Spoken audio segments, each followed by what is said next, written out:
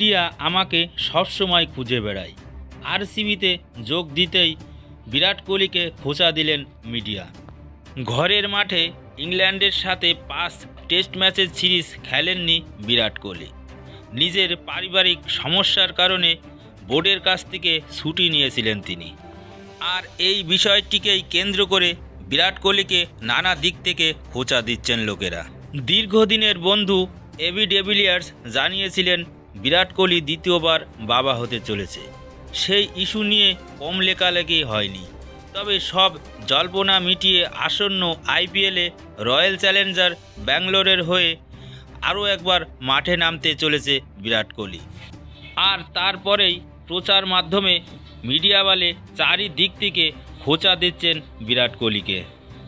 বিভিন্ন চ্যানেলের মিডিয়াওয়ালারা বলাবলি করছেন, এরা দেশের ক্রিকেট খেলতে গেলে অনেক সমস্যা হয়, অনেক চোট পায়, ছুটি নিয়ে নেয় বোর্ডের কাছ থেকে। আর যখনই আইপিএল শুরু হয় তখনই তাড়াতাড়ি করে মাঠে নেমে পড়ে আইপিএল খেলার জন্য। It's really good to be back, firstly playing cricket. তবে বিরাট কোহলিও মিডিয়াওয়ালাদের ছেড়ে কথা বলেননি।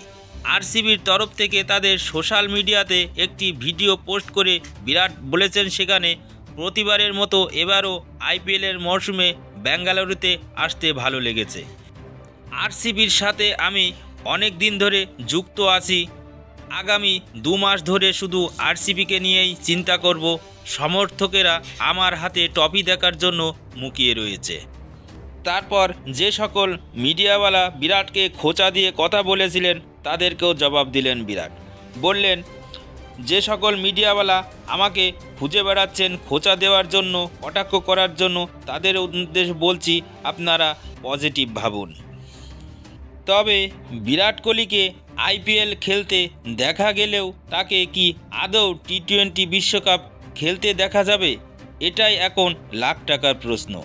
রোহিত শর্মার নেতৃত্বে ভারতীয় দল 20 ওভারের বিশ্বযুদ্ধে নামলেও সেখানে বিরাট সেই দলে থাকবেন কিনা তার কোনো গ্যারান্টি নেই। সূত্র মারফত এমনটাই জানা গিয়েছে। এমন প্রেক্ষাপটে আসন্ন ক্রীড়াপতি লিগে বিরাট ব্যাট হাতে কেমন পারফর্ম করে সেটাই এখন দেখার বিষয়।